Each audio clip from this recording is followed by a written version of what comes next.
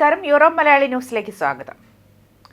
മുതലകൾക്കിടയിലേക്ക് വലിച്ചെറിഞ്ഞ കുഞ്ഞിനെ രക്ഷിക്കാൻ മുതലക്കൂട്ടിലേക്ക് ചാടിയിറങ്ങി മൃഗശാല ഉടമയും ഭാര്യയും മകനും. 3 വയസ്സുകാരനെ മുതലകൾ ആക്രമിക്കുന്നതിൽ നിന്നും രക്ഷപ്പെടുത്താനാണ് ഇവർ സ്വയം ജീവൻ മറന്ന് ഇതിലേക്ക് ഇറങ്ങിയത്.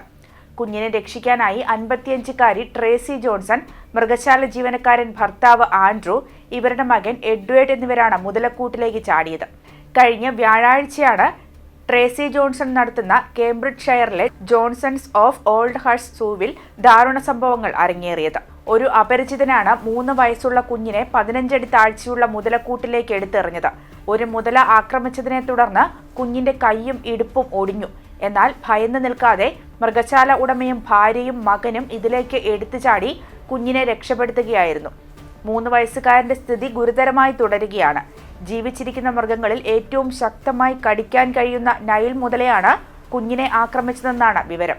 കുഞ്ഞിനെ എറിഞ്ഞ 30-കാരനെ അറസ്റ്റ് ചെയ്തെങ്കിലും മാനസിക ആരോഗ്യ പ്രശ്നമുള്ള ഇയാൾക്കെതിരെ കേസെടുക്കാൻ കഴിയാത്ത അവസ്ഥയാണ്.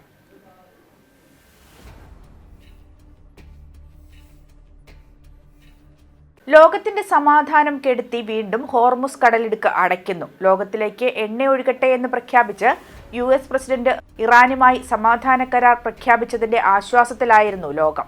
എന്നാൽ ഇപ്പോൾ ഹോർമുസ് കടലിടുക്ക് അടച്ചിടുകയാണെന്ന് പ്രഖ്യാപിച്ചിരിക്കുന്നത് ഇറാനാണ്.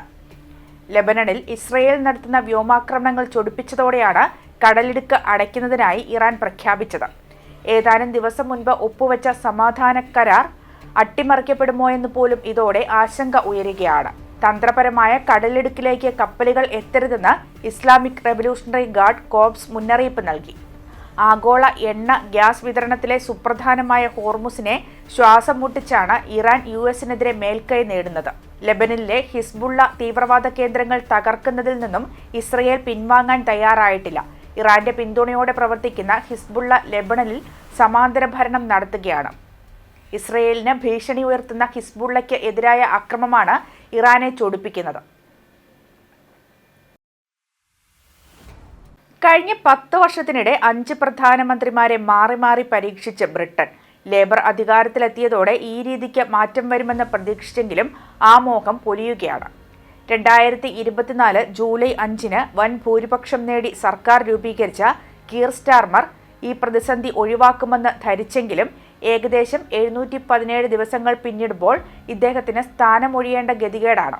ഗവൺമെന്റിന്റെ വീഴ്ചകളും പോരായ്മകളും വേട്ടയാടിയപ്പോഴും പിടിച്ചുനിന്ന കീർ സ്റ്റാർമർക്ക് മേക്കർഫീൽഡ് ഉപതെരഞ്ഞെടുപ്പിൽ ആൻഡി ബെൻഹാം വിജയിച്ചു കയറിയതോടെയാണ് ഇരിപ്പുറയ്ക്കാതായത്. പാർട്ടിയിൽ തന്റെ നിയന്ത്രണം കൈവിട്ടതായി തിരിച്ചറിഞ്ഞ സ്റ്റാർമർ തിങ്കളാഴ്ച പ്രധാനമന്ത്രി പദം രാജിവെക്കുമെന്നാണ് നിലവിലെ സൂചനകൾ. ക്യാബിനറ്റിലെ മന്ത്രിമാർ, നമ്പർ 10 ഉപദേശകർ, യൂണിയൻ നേതാക്കൾ എന്നിവർക്ക് പുറമെ പ്രധാന ലേബർ ഡോണർമാരുമായും ചർച്ച നടത്തിയ പ്രധാനമന്ത്രി തന്റെ പദവിക്ക് ഇനി ആയുസില്ലെന്ന് തിരിച്ചറിഞ്ഞിട്ടുണ്ട്. തിങ്കളാഴ്ചയോ ആഴ്ചയിലെ ഏതെങ്കിലും ദിവസമോ സ്റ്റാർമറുടെ ഭാഗത്തു നിന്നും വ്യക്തമായ പ്രസ്താവന ഉണ്ടാകുമെന്ന് സീനിയർ ലേബർ വൃത്തങ്ങൾ ഒബ്സർവറിനോട് പറഞ്ഞു.